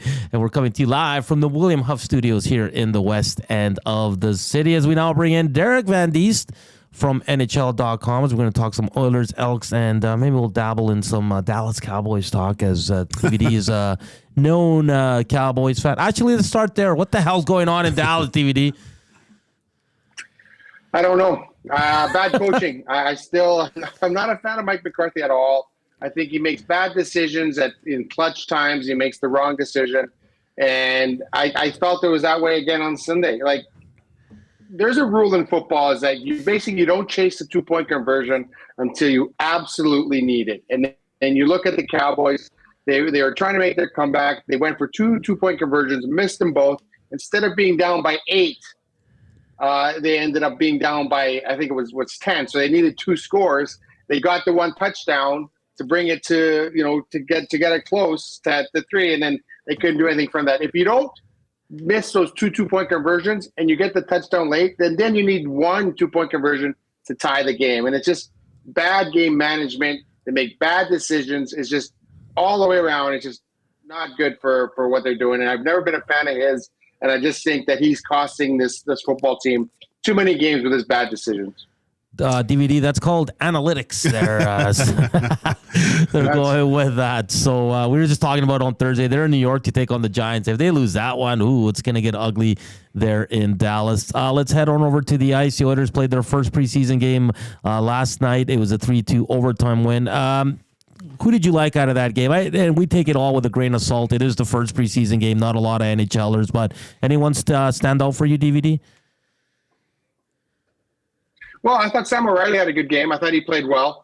He made some nice plays. I thought he had a good game. And then apart from that, like Olivier Rodriguez settled in. He let in the first shot of the game, and then I thought he kind of settled in after that and really kind of made a couple of good saves. But apart from that, really there wasn't much there. Both teams had kind of young lineups. We got a good look at Ty Emberson. His first look at him. Didn't notice him a lot. So that's probably a good thing if you don't really notice a defensive defenseman. I thought, he had a strong game. And then, there was a couple other guys that kind of trying to make an impression. Raphael Lavoie obviously scored a goal. So, he played well. And then Cam Dineen scoring the overtime winner. That's going to be something to stand out. You got to look at these guys' first taste of NHL hockey. They haven't played in months. A lot of these guys haven't played in 2 or 3 months. So, it was always going to be sloppy. It was going to be they were going to be rusty. It wasn't particularly a great game, but I think a lot of guys were excited just to be able to get in the lineup and put an Edmonton Oilers jersey on. I think tonight, when the Oilers play some more of their veterans, we'll get that kind of a better look of what the squad's going to look like this season. DVD, where's the coaching staff allocation going to be? That's what's kind of interesting to me, first of all, because usually, they want to have a look at a few guys and kind of you can read in between the lines, especially when you have one of these split games. So what is the coaching staff going to Calgary, and who's do you know who's behind the bench up here in Edmonton? Well, Chris Knobloch's staying in Edmonton. I asked him that yesterday, whether he was going to Calgary or not. He's like, no, I'm staying here. So he'll run the bench here. I'm assuming Glenn Gullickson's going to go to Calgary, run the bench there. So they're going to kind of figure things out to see what's going on there. But I know Knobloch's going to be running the bench here. So he's going to work with the veterans. Veterans are going to play here. The Oilers are going to play their top 2 lines here. Probably, the first power play unit. We'll get a good look at that. So he's going to stay here and run that. I expect, there's going to be a younger lineup in Calgary. Not a lot of veterans in Calgary. They're going to go maybe, 3rd, 4th line. I really haven't seen the lineups yet. I know they tweeted them out I saw a tweet earlier about the lineups here in Edmonton. I'm not sure who's going to go to Calgary, but I'm sure it's going to be a younger lineup, more American Hockey League guys, a couple of junior guys that go down to Calgary. But I did ask Knobloch yesterday whether he's going to Calgary, and he's going to stay here with the group here. DVD, what do you make of Vasily Podkolzin, a player we've watched a lot play in Vancouver? He's kind of been in and out of that lineup, fell out of favor with Rick Tocchet last season. I thought he was noticeable last night, but I think he should be because he's an NHLer and there's a lot of non-NHLers in that game. But what have you made of Vasily Podkolzin, and do you see him starting here in the lineup, not just as a 13th, 14th forward? No, I thought he had a good first game, and you're right. He is playing against a bunch of American Hockey League guys, but he's played in the American Hockey League the last 2 years. So this is a guy that was a high draft pick. I know Bruce Boudreau liked him. He played him a lot when his first year. It didn't work out. Rick Tocchet takes over, and he doesn't play him very much at all. So I thought he was good. He's a guy that can bring that physicality to your third and fourth line. He made a good play in overtime, kind of a big hit behind the net that took the puck the other way, and they ended up scoring the winning goal. But he's a big body. He's a guy that gets in on the forecheck. He's going to do those things for you. You're hoping that he can kind of contribute offensively from the third and fourth lines. But yeah, for the first game, I thought he looked good. He stood out. You noticed him, and I think that's the thing in these exhibition games. You're trying to get noticed. You're trying to do things that the coaching staff will notice, that a lot of people will notice. Because if you kind of blend in, then that doesn't really work. So you have to go out there and make something happen. And I thought he did that for the most part. He's going to get a long look in training camp here, see if he can fill one of those spots. And so far, so good. It was a good start for him. And I think if he just continues to play that physical game, continues to get in on the forecheck, create turnovers, that's his game. That's what he has to do. I think he'll do well here in Edmonton. The whole training camp schedule, obviously a few more veteran guys playing tonight. How many games are these guys going to play? Is this something that Knoblauch's kind of, does he want to see, or is it more, is he asking these guys, hey, how many games do you need to feel good by the start of the season? Yeah, I think it's more the players, and I think we've asked Chris Knobloch that. The interesting thing about Chris Knobloch is that this is my first NHL training camp. I'm going through this. I'm really not sure. I haven't been around here before, so we have all these players. We have all these games. So he's kind of trying to figure out himself. I know that in the past I've asked players, I said, hey, do you guys choose how many games you want to play? How does it work? And I know with McDavid and Leon Draisaitl, they usually say, yeah, about 3 or 4 is kind of good to kind of get going. I suspect that they'll probably play 3 or 4 of those games. They'll tell the coach how many they need to get going, how many they need to feel good. And as you go later on, obviously in the exhibition schedules, more and more players are getting cut. They're sending back to the American Hockey League, sending back to junior. You're going to have to fill some of those rosters. They say you have to play 8 veterans in these games. I would have been hard-pressed to find 8 veterans on both squads yesterday with Jets and the Oilers. But I guess the first-round picks count as veterans. And what the other rules are with veterans, I'm not sure. But I think it really based on the player, how many they want to play, how many they'd like to get into, how many they feel that they need to kind of feel good going into the season, because the start of the season is very important for the Edmonton Oilers. They don't want to happen what happened last year, and then they're kind of playing from behind. They want to be able to kind of get off to a good start and really kind of just ride this regular season, have a good regular season going into the playoffs this year. So, yeah, I think that start's important for them. It's been a short summer for all the players, so their training regimen was probably a little different. So I think that'll play into it as well, and how well they want to feel going into, or how they hope to get ready going into the regular season. But I think 3 or 4 is probably max for some of those veteran guys. DVD heading over to Commonwealth Stadium. You were at the game on Saturday. Wasn't a good showing by the Elks offense. I think this is the question everybody's been talking about today, and will do until we find out who's going to be behind center. But who would you start on Friday in Winnipeg? Well, I would start Trey Ford. Like, they made him the starter. That they decided when they went 0-7 to start the season that they're going to start Trey Ford. And if he's your guy, he's your guy. Unless he's hurt, he's your guy. I was really disappointed that they pulled him, to be honest. I know he was struggling. He wasn't having a great game, but it had been, 5 weeks since he played, so there was going to be some rust there. And I think it's just sometimes you just got to go with your guy and let him work himself out of a slump. Let him work his way out of a bad game. Like, you're playing a high-quality opponent here. he needs more reps. He needs, just getting the pull is not going to help him with his confidence, not going to help him with the coaching staff feeling that, this is their guy. This is your guy. And I think you almost saw the entire team slump when he got taken out. I thought he was hurt. I was like, why would you take him out? Yes, he threw the interception. Yes, he had a fumble. Yes, he wasn't in his groove. He wasn't getting in his groove. But the game was 17-10. The game was still there to be won. And he's your best chance to win a football game. And he's proven that all season, that you're a better team with Trey Ford on the field. And you need to keep him on the field. So I think right there, I thought that was a bad call. Bethel Thompson came in, didn't do anything, and then suddenly the game was lost. So I think that you got to go back to Trey Ford, because I just think the team plays better around him. They feel better around him. They seem to be getting lifted when he comes into the game. I think he's your guy. And if you're going forward, he kind of turned your season around, and now you should be rewarding him for doing that, and you should show the confidence in him. Sometimes thick or thin, you got to stick with your guy and hope he's able to play his way out of problems. And they didn't do that, and I was kind of disappointed the Elks didn't do that in the game the other day. DVD, I'm assuming you're going to be at the game tonight. Can you please do us a favor? And since it is Tom Gazzola's birthday, can you just promise to keep an eye on him while he's at Kelly's tonight and make sure that he gets home at a reasonable time, because he does have to participate and work tomorrow. We just need to confirm that you can be the chaperone at Kelly's tonight.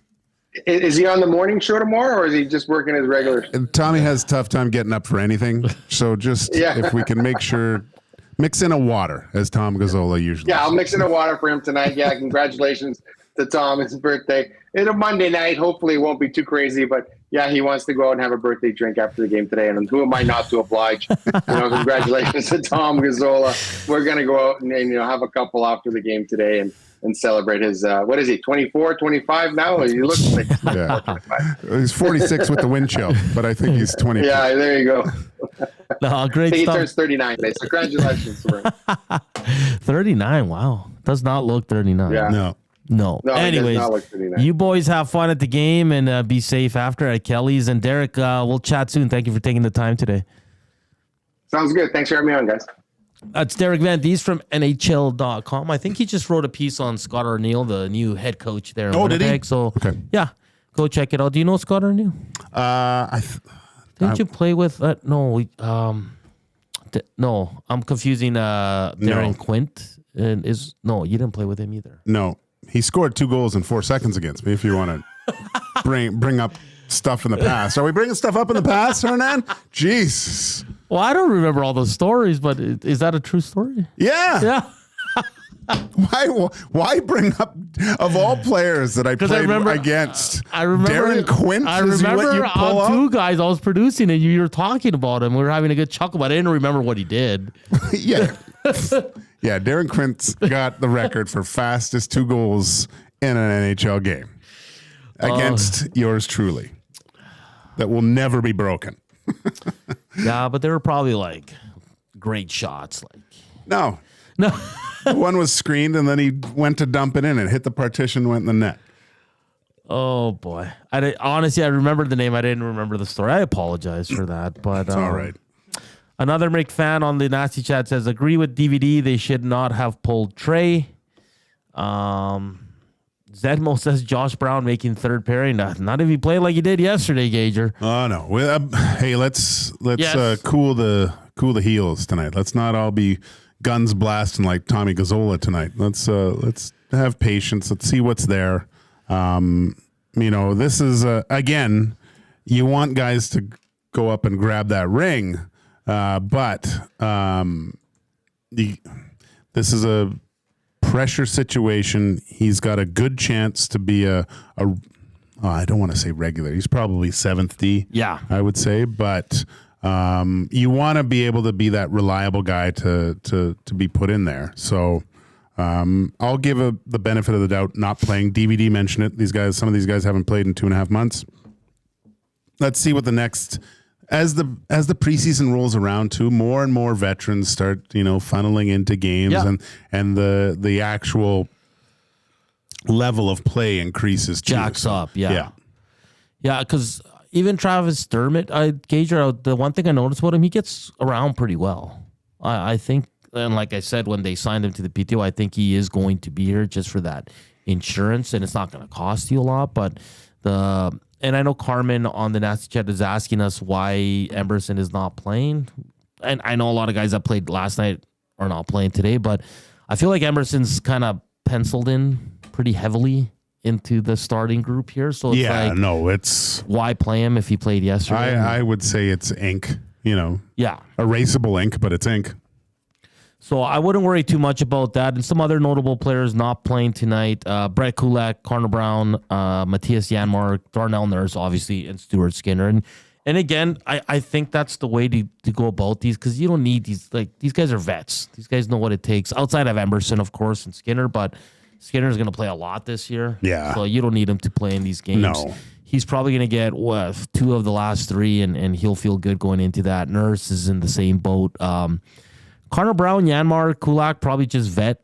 Hey, you guys are not going to play. And at home, they always dress a better lineup, obviously, and that's why you get to see Connor and Leon today, which is good. I always wondered about these types of games, too, if there's a little conversation between 2 head coaches, what they would like to see.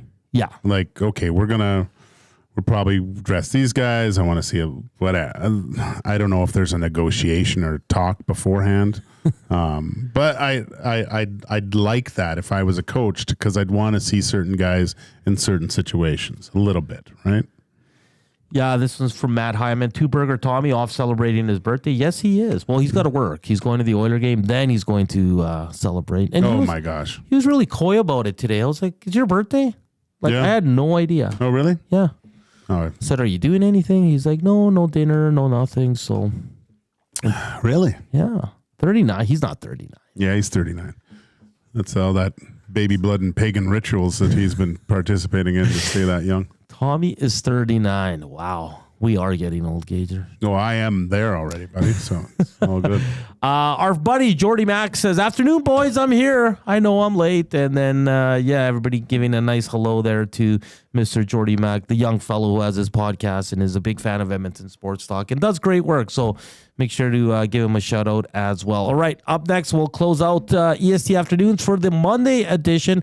We've talked a lot of Elks, a lot of Oilers, a lot of NFL, and we'll continue that to close out the show as we get ready for the Reed Wilkins Show with Jay Milne. Reminder, go check out Lieutenant Eric down at the Century Casino on Fort Road. It's the Loaded Burger special today, and there's 2 NFL games. Commanders at Cincinnati Bengals, and the Buffalo Bills are hosting the Jacksonville Jaguars. The investment. That's all coming up next. But first, here's an update with Zach.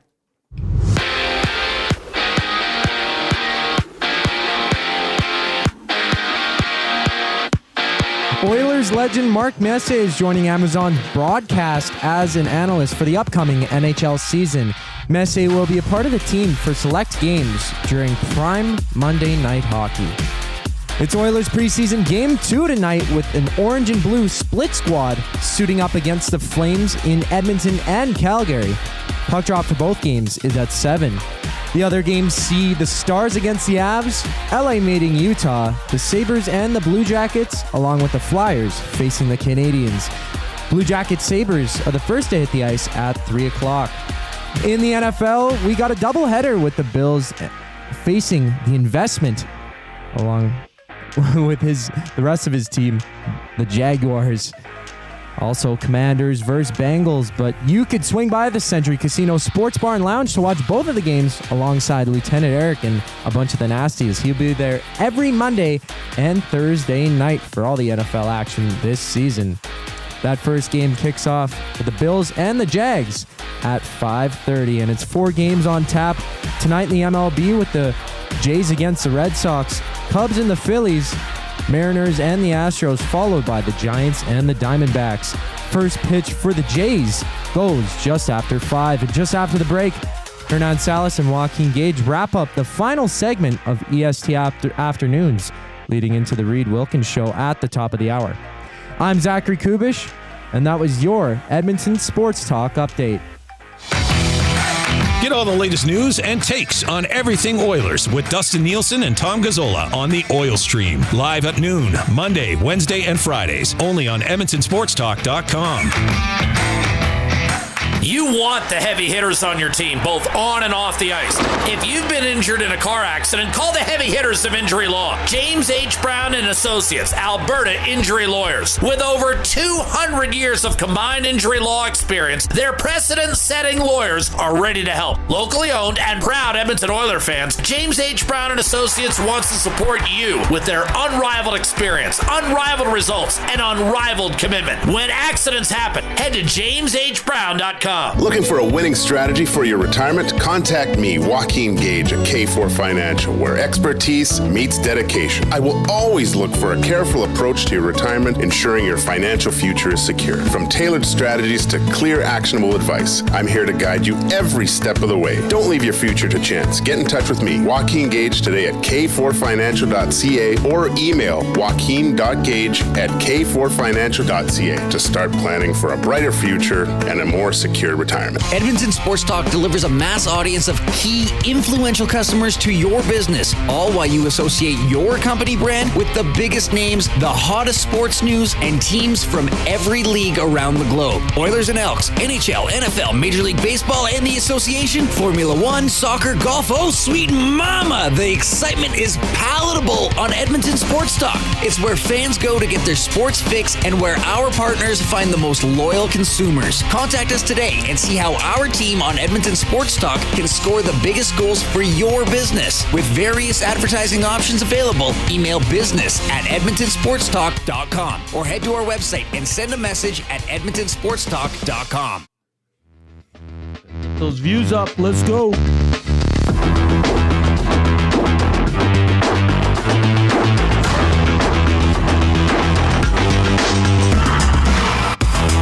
.244 EST Afternoons. Joaquin Gage, Hernan Salas, Zachticum behind the camera. Edmonton Sports Talk, your clear choice for Edmonton sports. Hit us up on the Nasty Chat. It's been an active one today, which is always great to see. You can text us at 780-218-9999. And just a reminder, you can hang out with Lieutenant Eric down at the Century Casino on Fort Road for some Monday night football. The special is the loaded burger. Speaking of food, Gager. Loaded burger, right. So went grocery shopping yesterday. And this is a sign I'm getting old. Just the people just don't respect the space with your cart, or it's like we hit 3 different ones because we went to like H&W, which is just vegetables. Yeah. And it's small. Yeah. But like if I'm in an aisle and there's 2 of us already and it's packed, why do you come in the opposite way? Like, why are you ruining my day right now? I was in a good mood. I wasn't thinking about this kind of stuff. And then we go to Walmart, and it's the same thing. Like the aisle's packed. Everybody's going one way. You know, you're going left, and then the other people are coming right, and then the person just walks in. And then the thing that bothers me the most about the space, and no one talks anymore. They just stare. Oh yeah, man. I had to go get mushrooms, and I just going to get mushrooms, and I went there, and this person in the cart jumped like I would have thought I was like Lando Norris passing me, like just blowing past me and cutting in and then stopping in front of me. Yeah. And stayed there. And I kind of just waited for a sec and nothing, and just looked at something. I'm like, oh my gosh, you couldn't see I was right here. Yeah. Yeah. It's frustrating. If you dude. see the aisle is full, maybe skip it and go to the next one and come around. Don't force your way in there, and then we're all stuck. We have nowhere to go. Well, a lot of times I'll just leave the cart. I'll leave it in an area where it's out of the way. I'll go get my thing and go back to the cart and put it in there. Not just whatever. Yeah. It drove me crazy. It could have been I was extremely hungover, but it just added to it. And I was asking the girlfriend, I said, am I being like moody right now? Oh no, like it's I did, but it was good because I needed a new body wash. I got my favorite body wash. So I smell of eucalyptus and cedar. That's great. We got some body wash. Anyway, but all I'm saying is if you're in an aisle, like look how many people are in there and just wait, or like Gager said, leave your cart. And if not, and if you want to get by, how about people we start talking, communicate, don't just stare at me. Yeah, like it drives me insane, Gager. Yeah, it's tough, man. It's tough. I was in a good mood. Jesus. Now I'm thinking about that. I'm not going grocery shopping now. Oh man, we bought a bunch of we bought for 2 weeks. We're like, let's just get stuff, save money, right? Because instead of eating out, I got a friend that still does. You know how COVID is order your stuff. Yeah, he just orders it now. Goes, sits in his car, and they bring it out. And he says, "I'm not dealing with that anymore." You know what I loved?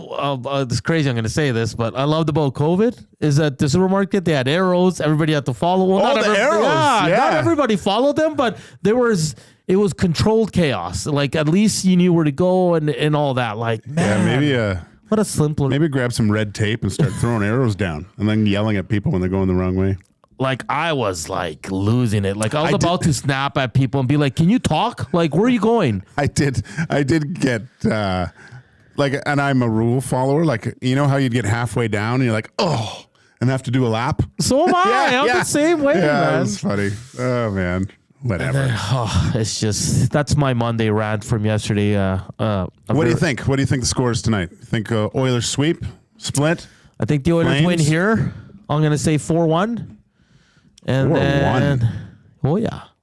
And then in Calgary, I think it's going to go to overtime, and Calgary's going to win in a shootout.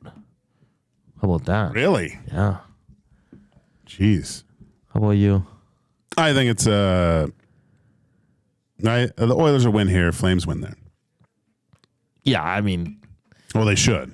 That's with the lineups we're seeing. Calgary's gonna ice a much better lineup than Calgary and Edmonton here. But I'm interested in that Dustin Wolf. I want to see. I guess he had a good game last night. He's a little guy, eh? He's little. Yeah. Because you don't see small goaltenders. I think Askarov, who went to San Jose, was hurt. I think he's small too. No, he's 6'1", 6'2". Yeah, he looks small. I'm fast because I don't like the fact that scouts, when they look at goaltenders, if they're not over 6'3", they don't even bother to come and watch them. Yeah. I think there's still the ability for goalies under 6 feet to play at the National League level. They have to do a lot more to be effective, but I mean, and I know there's only one real smaller guy, UC Saros, but you watch that guy play and it's he doesn't look 5'10" or 5'11". When he's in net, he looks like he's a 6 foot goaltender just because of his positioning and stuff. That's the hardest thing for Dustin Wolf that he's going to have to figure out, is how to make himself bigger, and his positioning has to be perfect, right? I mean, he's a great skater. He looks really good on his feet, but he's just going to have his anticipation and getting to the points of deflection, things like that. Because I didn't like the first goal last night, actually. Olivier Rodriguez. On Olivier? It was deflected. I'm nitpicking a little bit, but you hate Olivier Rodriguez. Yeah, I'm running. No, I just thought there would be a little bit more, I don't know if urgency is the right word, but I thought to just get out of the blue paint and get himself in a position where if there is a deflection, it's probably going to hit you more than go in. Really nitpicking, because he did make some good saves off there, but I thought just being first game, getting the start, I thought you'd see a little bit more activity. Not that that's a good thing, but whatever. Because when we had Danny Austin, we said and he kind of didn't really know what the split would be with the goaltenders. I like Dan Vladar. I thought they should have played him probably more last year. I think he's a really good goalie. He's a really good goalie. And that's the other thing I worry about with Dustin Wolf, because that defensive lineup is going to struggle, I think. Yes, they are. And he's going to be victim to a lot of nights where it's going to be all alone, right? Yeah. And so I worry about his confidence and him getting to the next step, becoming a regular NHLer. Because you look at, I still look at John Gibson, and I know he had some success earlier on, but you watch him play, and it's just a defeated goaltender, right? He can tell when it looks all right for a bit, and then teams just work it around, and he's basically chumming the water most nights, and you'd hate to see that from a young guy, especially because of the added movement that Dustin Wolf has to do in his game to be successful. It's going to be a rough. I think it's going to be a rough year on him. I still think Vladar's going to be like their 1A. I think they're going to run with him more. I would. What's the point? Like let the heir apparent kind of. There's too much talk about him being the. Oh well, it's okay to say the goalie of the future. That's fine. Yeah, that was Skinner too, but he came in thinking, okay, he's the heir apparent, but he's not the number one guy, right? He's gonna come in. To have him saying that. I've read a few things that say that he's going to be the 60-40. And I'm like, geez, I'd rather see a guy like Vladar that's a little bit more seasoned, had some experience in the NHL level, can handle a little bit more, take the brunt of that, and let the young guy kind of slowly mature into his role. And Vladar's, like, he's played well against the Oilers. Really well. Like, Markstrom couldn't save his life against the Oilers. He was terrible. I watched some of that. Goalies always look terrible in highlights because it's just goals. You never see saves. But it didn't look. There's some goals that looked kind of. Markstrom looked like he was all over the place. Again, I'm nitpicking here. Yeah, so. I'm gonna lose my card here. Whatever. I gotta shut up. Grumpy Cat says on our inbox, are you two in a grocery aisle with your grocery aisle with your wife and 3 kids blocking it? Because I stand and stare at those people all the time. No, I'm not. Like, it's just me and my partner, right? No. Like, and don't take the whole family grocery. No, I chuck chips at people. This one from Baggio says 90% of our groceries pick up now. People, they are the worst. I'm gonna look into that, Gager. Yeah, or do what Jay does. Jay's bringing us potatoes. That's right. We're gonna have potatoes. He's got. What else can you bring us? 80 pounds of potatoes. So I guess we're making our own vodka. Let's. But that was just a quick little rant on grocery aisles because. Hernan was not a happy man last night. Was not a happy man. But we're close to wrapping up here. The Elks, listen, Gager, they'll hit the field tomorrow. We'll know by 11:30ish who's taking number 1 reps. Yeah. I think you said Trey. You're stick with Trey? I'd like Trey, but I don't think it is. Think they're going to go with the vet? Yeah. Yeah. I think I'm good either way right now because you're trying to get into the playoffs. And they were before the bye week, they were rolling. Trey, he had to, even if they lost, he needed to have a game where you wouldn't consider replacing him, And he put a seed of doubt with that performance. That's tough. You got to bounce back. I think for his confidence, if they were to put him back in, I think that would be good. Yeah. Especially short week, not a lot of time to think about it. Get back in there and be a difference maker. Because DVD said, I think he said it good too, where if this is your guy, roll with your guy. Yeah. Because I think for me, Gager, whoever they decide is their guy going into Friday, he has to be the guy the rest of the season. You can't keep, and I know you brought up a good point, like, yeah, sure, you can mix it up, but I don't know. I'm just not a fan of that. I like one guy and then, it's always good to have a good secondary guy just in case, but I don't like them going in and out. In and out. Yeah. They probably don't like it either. No, they hate it. Yeah. They'd hate it. It would be like a goalie switching period, right? It's because Matty on the postgame show said it's different than a goalie. Because with a goalie, you can kind of, it's more common, I guess. You can, if you win, you stay. But the quarterback's kind of running your team. Well, you can't compare the two because one controls the offense. The other doesn't have any control over the other, like the offense, right? So and I've always hated that comparison to pitchers. It's the same thing. How can you compare a goalie to a pitcher? A pitcher controls the other team's offense. I'm not telling them where to shoot from. I'd still be winning Vezinas if that was the case. Box Founder says, damn fine show, gents. Matt Hyman says, thanks for the show. Edmonton Sports Talk, Hernan, Gager, and Kubes. Thank you guys for tuning in and smashing that thumbs up. We'll leave with this one. Bone says, Gager, twice in 4 seconds? That beats my record. And we'll leave with that as we're talking about, I should have not brought that up, but I couldn't remember the story. Yeah, whatever. So I apologize for that. But tomorrow we'll bring another fun show. We'll break down both Edmonton Oilers games as they're in Calgary and here at Rogers Place. And then we'll find out who's taking number 1 reps down at Edmonton Elks. How many NHL records you have? None. Stay right. tuned for the Reed Wilkins Show with Jay Mill. We'll chat tomorrow for Joaquin Gage and Zach. I'm Hernan Salas. Enjoy the rest of your day. We'll chat tomorrow.